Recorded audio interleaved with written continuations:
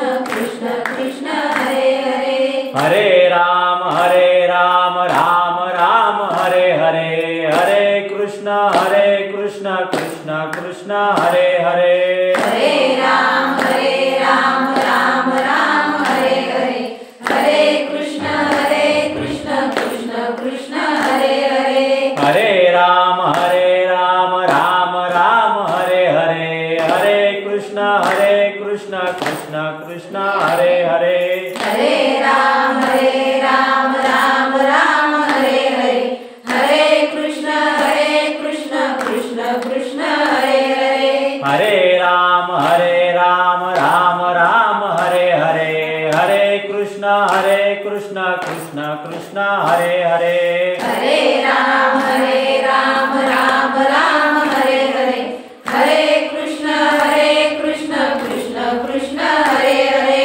हरे राम राम हरे हरे हरे कृष्ण कृष्ण कृष्ण हरे हरे हरे राम राम हरे हरे हरे कृष्ण कृष्ण कृष्ण हरे हरे पुंडलिकावती हरी विठ्ठल श्री ज्ञानदेव तुकाराम श्री पंढरीनाथ भगवान की जय श्री गोपाल कृष्ण भगवान की जय श्री सद्गुरु माऊली ज्ञानेश्वर महाराज की जय जगत गुरु संत तुकाराम महाराज की जय बोल बजरंग बली की जय सब संतन की जय।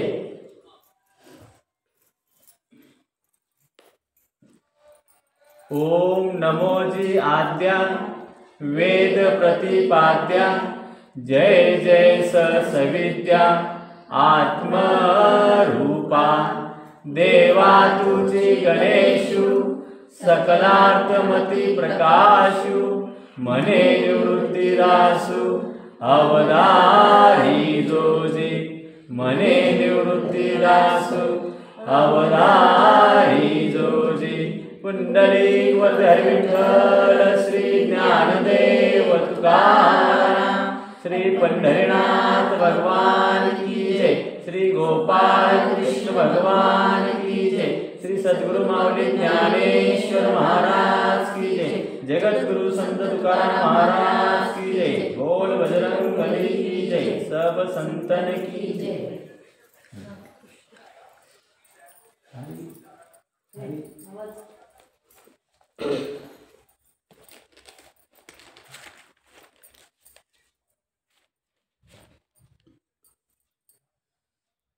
मी सद्गुरू ज्ञानेश्वर माऊलींच्या चरणाला वंदन करून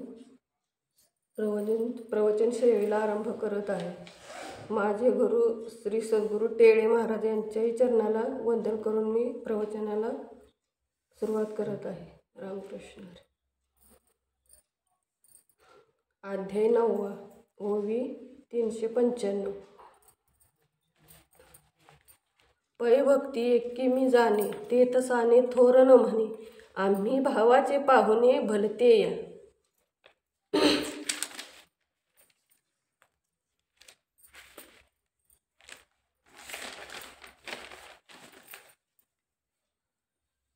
याचा भावार्थ मी फक्त शुद्ध भक्ती ओळखतो, अन्य काही सुद्धा लहान मोठे पण याचा विचार करत नाही।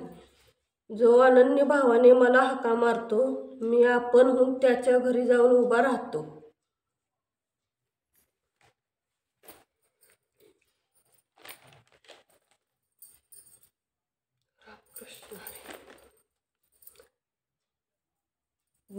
सद्गुरू ज्ञानेश्वर माऊलींना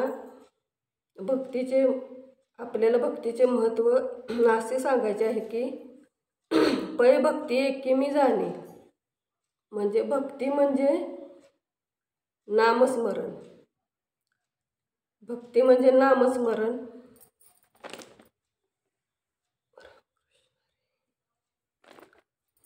भक्ती म्हणजे नामस्मरण। नामस्मरण देवाचे चिंतन भजन पूजन मनन हे सर्व भक्तीत मोडते। आणि नामस्मरण नामस्मरण, ज्ञान आणि भक्ती.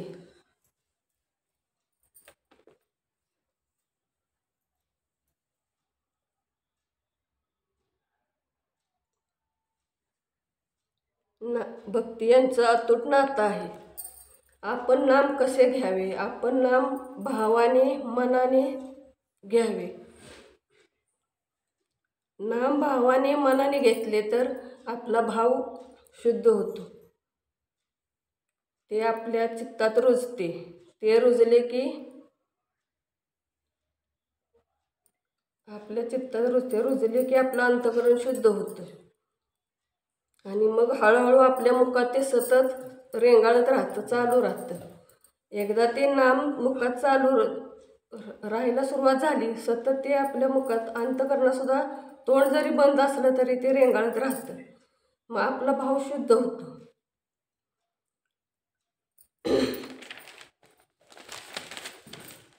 आपला भाव शुद्ध झाला की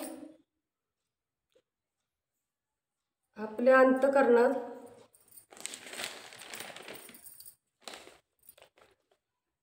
प्रेम वाढू लागतं. प्रेम वाढलं की ते मनात तोंडात सतत तोंडात येऊ लागते. खऱ्या अर्थाने भक्ती मार्गावरती सांगायचं म्हणलं तर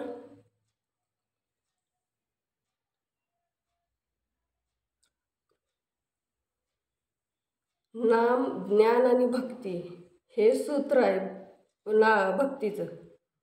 तर हे सूत्र आपल्याला ओळखता आलं पाहिजे. तर सतत ते आपल्या मुखात राहिलं पाहिजे. त्याला नामाला ज्ञानाची जोडी लागते.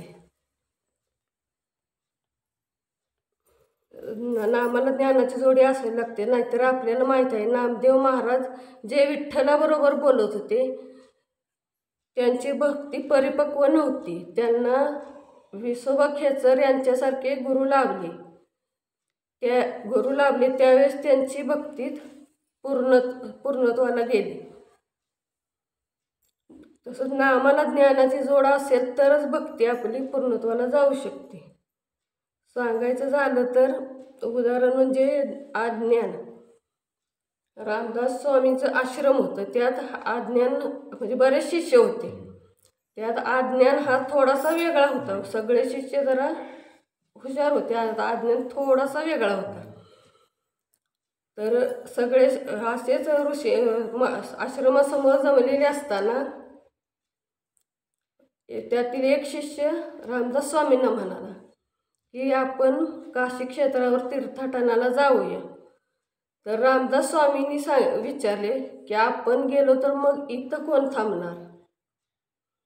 तर ते म्हणले तुम्ही सर्वजण ठरवा की इथं कोण थांबणार, मग आपण उद्या याच्यावर बोलू. तुमचं ठरलं की सांगा मला.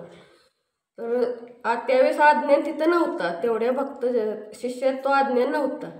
म्हणून सगळे आपापल्या ह्याच्यात खोलीत गेल्यानंतर आज्ञान आला. तर त्याला दोघे तिघे शिष्यांनी सांगितलं की तुला उद्या इथं थांबायचं आहे, आम्ही तीर्थाटन क्षेत्राला जाणार आहे, अशी स्वामींची आज्ञा आहे तुला. तर तो म्हणतो चालते. गुरुनी सांगितले म्हणल्यानंतर मी थांबतो इथं. तर दुसऱ्या दिवशी सगळे शिष्य आश्रमासमोर जमतात. तर तिथे रामदास स्वामी विचारतात इथं कोण थांबणार आहे?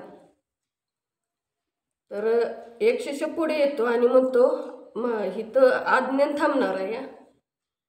तर ते म्हणले, ते विचारले का त्याला? तर ते म्हणले हो तो थांबतो म्हणलाय. मग आज्ञानाला पुढं बोलवण्यात आलं. तर आज्ञानाला विचारलं की तू इथं थांबशील का म्हणून. तो म्हणला मी थांबतो, तुमची आज्ञा गुरु आज्ञा तीच मी हे करणार. तर तो तिथे रामदास स्वामी म्हणतात चालतंय. मग ती सर्वजण रामदास स्वामी विचारतात त्याला मग माझ्या रामाची सेवा उद्यापासून तू करायची. इथलं आश्रमातलं सगळं तू बघायचं. कोरडे भिक्षांना मागून तू त्याचा नैवेद्य बनवून माझ्या रामाला दाखवायचा. तो म्हणतोय मी एकटाच इथे थांबणार. मग रामदास स्वामी म्हणतात तू कशाला भीतोयस? माझा राम आहे नाही ते. माझा राम असताना तुला कशाची भीती आहे? तर तो म्हणतो चालते. आणि मग सगळं रामदास स्वामी सगळ्या शिष्यांना घेऊन लगेच तीर्थाटनाला निघतात. तीर्थाटनाला गेल्यानंतर अज्ञानाचा दिनक्रम चालू होतो दुसऱ्या दिवशीपासून. रोज सकाळी लवकर उठणे. दुसऱ्या दिवशी तो सकाळी उठतो, लवकर उठतो. आणखीन आपले सगळे विधी आटपून, आश्रमातलं सगळं आटपून कोरडे भिक्षांना मागायला तो जातो.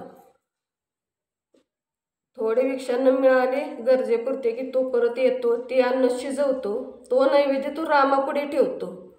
रामाला सांगतो की माझ्या गुरूंची आज्ञा आहे, मी ते नैवेद्य ठेवला आहे, तू खा म्हणून. आणि तो त्याच्या कामासाठी तिथून बाहेर पडतो. आश्रमातली कामं उरकण्यात तो मग्न असतो. तो तिथे येतो तर नैवेद्य खाल्लेलाच नसतोय रामाने. तो रामाला म्हणतो, नैवेद्य तू का खाणार? तू नाही खाल्लास तर मी पण खाणार नाही. माझ्या गुरूंची आज्ञा माझ्या रामाला नैवेद्य दे म्हणून तू खाणार नाहीस तर मी पण खाणार नाही. तर असे बरेच दिवस, 5-6 दिवस चालू असते. हे चालू असताना शेवटी तो पण जेवत नाही, त्यामुळे त्याच्या अंगातलं त्राण निघून जातं. मग तो काय करतो, रामाला शेवटी म्हणतो की तू जेवला नाहीस तर मी पण जेवत नाही, त्यामुळं माझ्या तर अंगात त्राण राहिलं नाही. मग भिक्षा मागायला कोण जाणार? मग तुला रोज नैवेद्य कोण ठेवणार? तर तो रामाला विनंती करतो, माझ्या गुरूंची आज्ञा म्हणून तू ती नैवेद्य खा, तर मी जेवलो तर मी तुला रोज आणून देईन. माझ्या अंगात म्हणजे हे राहील, त्राण राहील. मी मेलो तर मग काहीच नाही हे करणार. जीव घेणारा तो आहे, जीव देणारा पण तो आहे, तारणारा आणि मारणारा तोच आहे. हे त्याच्या लक्षात आलं. त्याची शुद्ध भक्ती इथं प्रगट होते की त्यानं रामाला सुद्धा एवढं हे केलं की रामानं परत जे राम जेवला की परत तोही जेवला. मग असं बरेच दिवस चालू राहिलं. तो रोज दिनक्रम त्याचा तोच चालू. रोज उठणे, आटपणे, आश्रमातलं सगळं उरकणे, परत भिक्षांना मागून आणणे, त्याचा नैवेद्य रामाला देणे, हे त्याचं रोजचं चालूच राहिलं. एक दिवशी तो लवकर उठलाच नाही. तर सीतामाईने हाक मारली तर तो उठलाच नाही. हनुमंतरायाने हाक मारली तरी पण उठला नाही. लक्ष्मण दादाने हाक मारली तरीही उठला नाही. शेवटी राम आले की तो उठला. म्हणला, मला आज कंटाळा आलाय, मी काय आज तुम्हाला देऊ शकत नाही, मला आज खूप कंटाळा आलाय. तर तसं म्हणल्यानंतर ते म्हणजे आणणार कोण भविष्य? मग तुम्ही करा ना. तो ह्यांना सीतामाईला, लक्ष्मणाला, आणखीन हनुमंतरायांना म्हणतो, आजच्या दिवस तुम्ही घ्या चालवून, तुम्ही आज करा. तर मी खूप थकलोय रोज सगळ्यांचं करून, तर चालतंय म्हणते. मग तो काय करतो, हनुमंतरायांना सांगतो, तुम्ही झाडलोट करून लाकडे ही आणा. सीतामाईनं सांगतो, तुम्ही स्वयंपाक बनवा.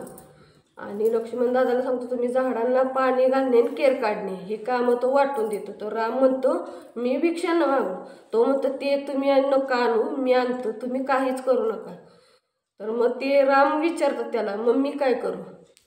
ते आज्ञा सरळ म्हणतो, तुम्ही तुमची पूजाच आटोपून घ्या, बाकी सर्व मी करतो. राम म्हणतायत चालतंय.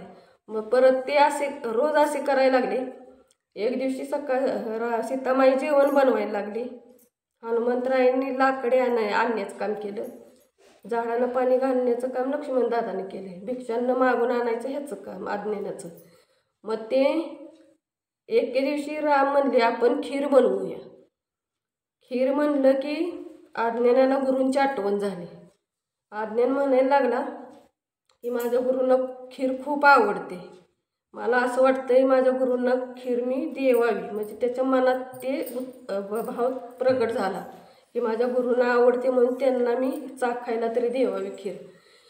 मग असं असताना राम विचारतात, म्हणतात, तू मग देणार कसे? तर तो मग हनुमंतरायांना म्हणतो, तुम्ही चाला ना मग माझ्याबरोबर. तर हनुमंतरायांना तो तयार करतो अज्ञान. ते आकाशमार्गाने जातात. तिथं तीर्थाटनावर रामदास स्वामी असतात तिथे जातात. पण हनुमंतराय म्हणतात तिथं होतं, मी इथं आलोय म्हणून मी तुला आणलंय म्हणून सांगू नको. तर तो म्हणतोय चालतंय, मी नाही सांगत. तर तो खीर घेऊन तिथं जातो. रामदास स्वामी तटावर असतात तिथे खीर घेऊन जातो. तो स्वामी त्याला बघितले आश्चर्यचकित होतात की तू इथं कसा आलास? माझा राम तिथे तू कसा इथं आलास? तो म्हणतो मी खीर बनवल्या, तुमची मला लईच आठवण व्हायला लागली म्हणजे खीर केल्यामुळं की ती तुम्हाला द्यावी म्हणून मी इथपर्यंत. पण तो आलाच कसा?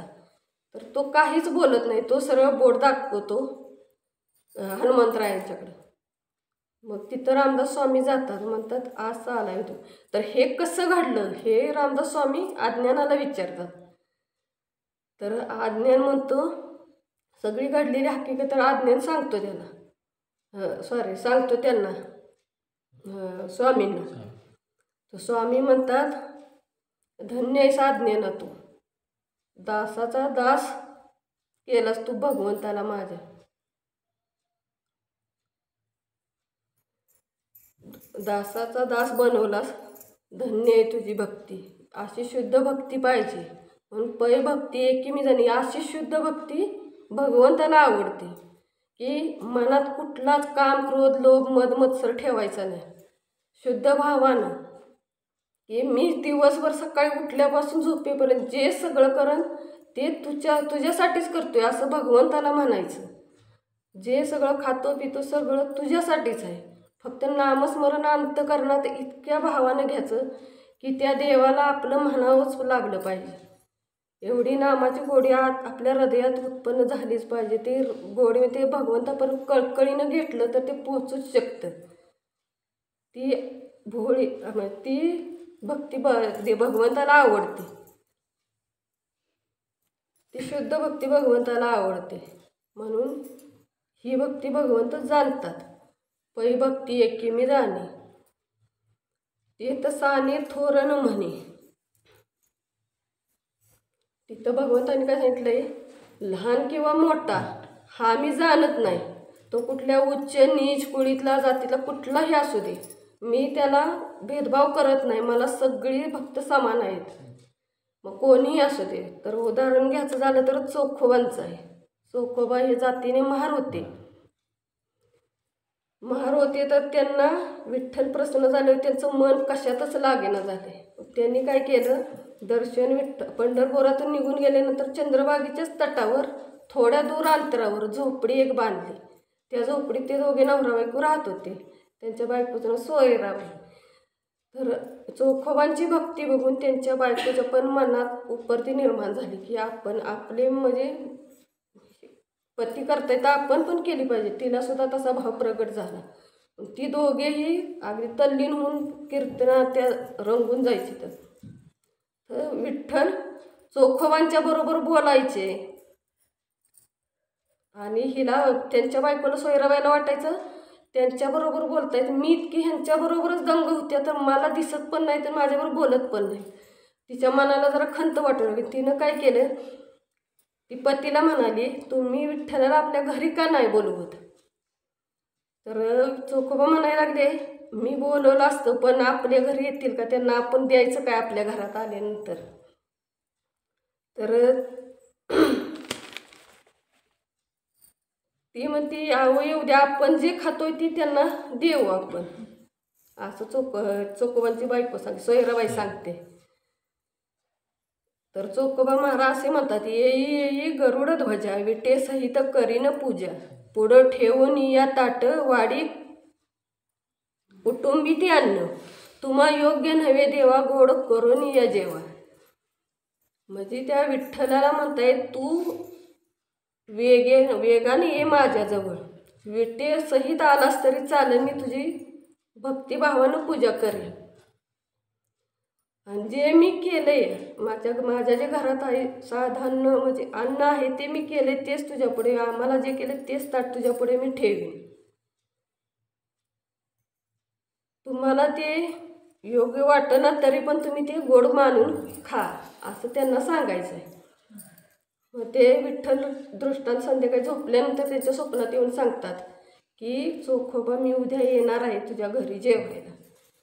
मग ही बातमी अशा बाहेर आहे अशी ह्याच्या वाऱ्यासहित अशी पसरते त्यांच्या गावात, तिथं शेजारी ती पसरली की सगळे म्हणजे त्यांना कुचेष्टा करतात ह्या महाराजा घरी कोण येणार आहे असं लय म्हणजे माणसं विटंबना करतात, असं बोलतात. काय पण बोललं तर ती काय हे करत नाहीत. परत संध्याकाळी विठ्ठल जेवायला येते त्यांच्या घरी.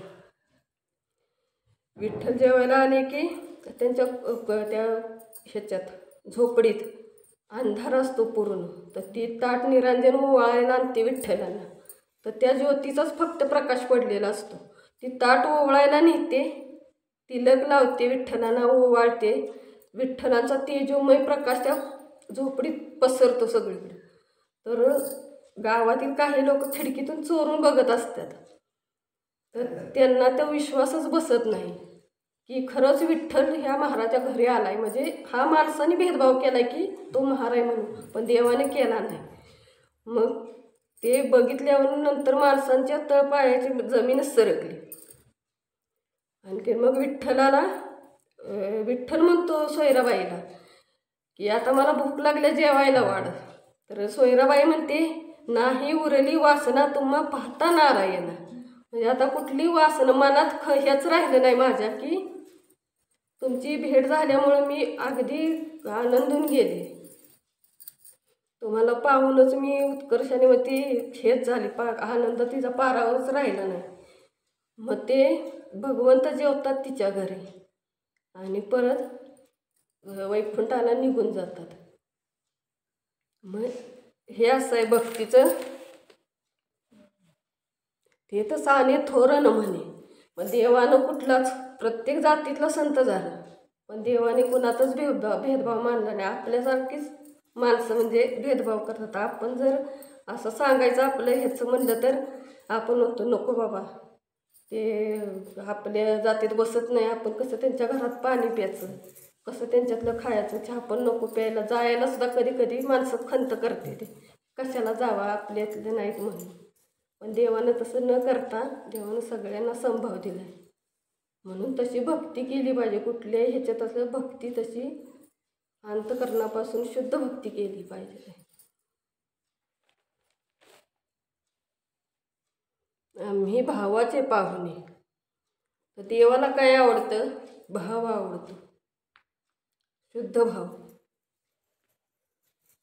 की मीरानं कसं केलं की मीरा लहान असतानाच त्यांच्या गावामध्ये एक लग्न असते त्या नगरीत. तेव्हा ती आईला म्हणते, हा कोण आला? तर आई सांगते नवरदेव आहे म्हणून. तर ती म्हणते मग माझा कधी येणार? तर तिची आई तिला सांगते की तुझा पती तो काय श्रीकृष्णांच्याकडे बोट दाखवते आणि सांगते तिला. तर तिच्या मनात एवढं ते भावतं की ती कृष्णालाच पती मानते. तिथपासून तिचं लग्न होईपर्यंत म्हणजे शेवटच्या क्षणापर्यंत ती कृष्णालाच पती मानत असते. तिचं आई मरून जाते पण तिनं कृष्णाला पती मानले. हे फक्त म्हणजे आई तर दोघीचंच असतं ते. परत तिचं आई वारल्यानंतर तिचे वडील लग्न करून देतात.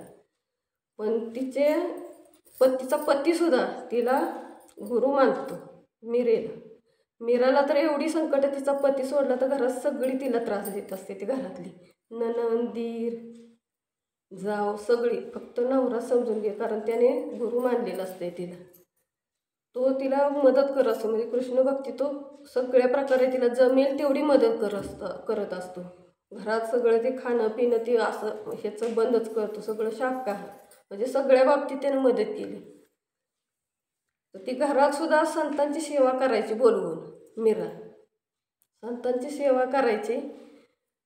तरी पण मीराला घरातच पाण्यात समाधी घ्यावी लागली. म्हणजे अर्थात भक्त प्रल्हादासारखी तिला सुद्धा परीक्षा द्यायला लागलीत की पाण्यात समाधी घ्यावी लागली. तिला मारण्यासाठी दिरानं हार म्हणून टोपलीतनं साप आणलेला. का तर ही असे संत हे आले तरी ही घराची म्हणजे आबरू जाते, ही संतांच्यात नाचत्या कीर्तनं करत्या म्हणून त्यांनी तिला मारायचं ठरवलं. साप आणला टोपलीतनं की तुला हिऱ्यांचा हार आणलाय म्हणून. ती हार नणंद घेऊन जाते.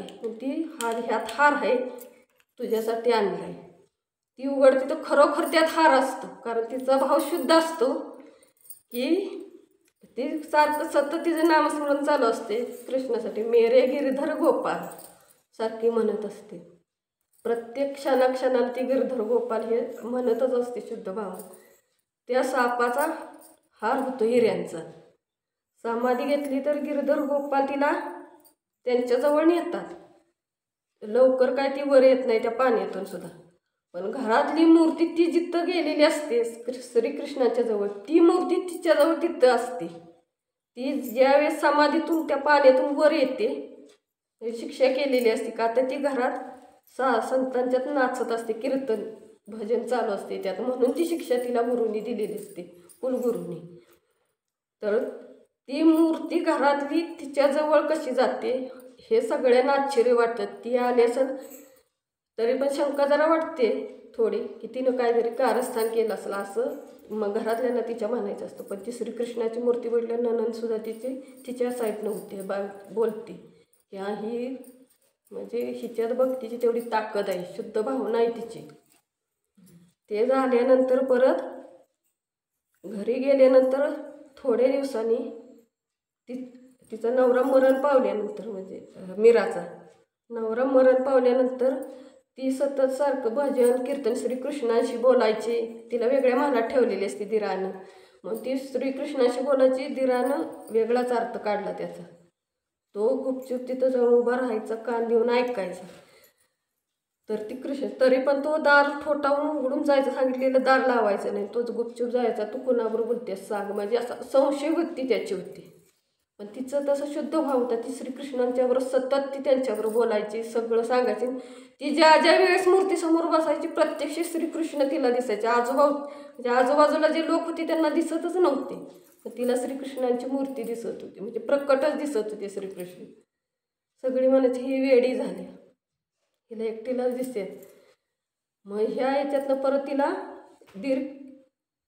श्रीकृष्णांना रोज ती नैवेद्य अर्पण करायचे, रोज भोग चढवायचे. मग ते खिरीचा वाटी असते, तो वैद्याकडून विष आणतो की जेणेकरून तिनं ते खाल्लं की तिथंच गत प्राण झाली पाहिजे, म्हणून त्या खिरीच्या वाटीत विष मिसळून तो दासीजवळ देतो, दीर तिचा राणा. मग ते विष नेल्यानंतर ती भोग चढवते. तिला माहीत असतं की त्यात विष आहे म्हणून, तरी पण ती श्रीकृष्णांच्या चरणी चढवलाय तो नैवेद्य म्हणून ती पेते. तिला माहीत असतं तरी ती थोडी क्षणभर बेशुद्ध पडते. परत इतका देह तिचा तेजस्वी होतं ना, म्हणजे ही श्रीकृष्णांची लीला आहे.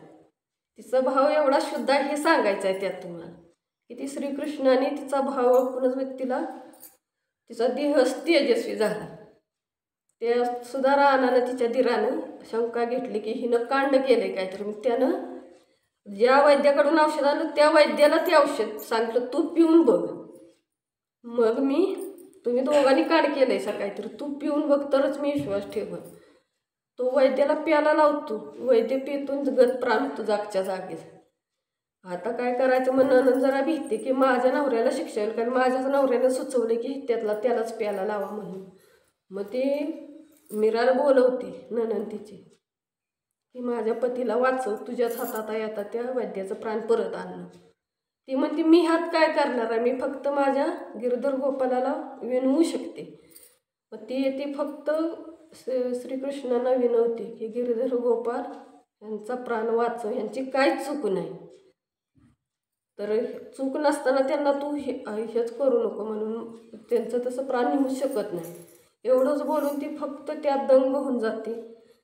त्या ह्याचा वैद्याचा प्राण परत येतो, तरी पण तिच्या मनात म्हणजे एवढं हे असतं ना कपट, की मनात घाण असले किती पण तुम्ही हे करा, त्या माणसाची वृत्ती कधीच सुधरत नाही. पण ही वृत्ती कशी सुधरल तर सतत नामांतकरणापासून शुद्ध भावानं घेतलं पाहिजे, तरच ही वृत्ती आपली बदलू शकते. असं मीराचंही अशी कहाणी आहे की खरं ती शुद्ध म्हणजे एवढी भक्त होऊन गेली की श्रीकृष्णाने सुद्धा सांगितलं तिला की ह्या कलियुगात तुझं नाव खूप अजरामर होईल, पण तुला घाव सोसायला लागणार आहे.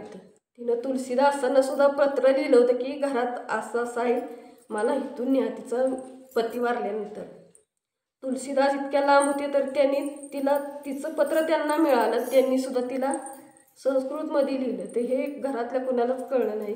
त्यावेळेस मीराला भक्तीचा पुढचा मार्ग गावला तुलसीदासांच्या पत्रावरून.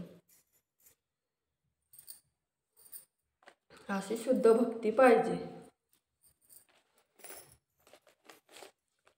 भलते या म्हणजे भलतीकडं कुठं न जाता भगवंताच्या चरणी आपण गेलं पाहिजे, त्याचं चरणच आठवलं पाहिजे. संसारात असायचं पण संसारापासून ते भगवंताच्याच ह्याच्यात असायचं. काम करत असलो तरी आपल्याला जाणवलं पण नाही पाहिजे की आपण हे करतोय, की मी हे करतोय म्हणजे देवाचीच भक्ती करतोय असं समजून प्रत्येक क्षणाला करायचं आहे काम. प्रत्येक काम संसारातलं सगळं करायचं पण मी पूजाच करतोय असं समजून करायचं, त्याच्या चरणी ते अर्पण करायचं.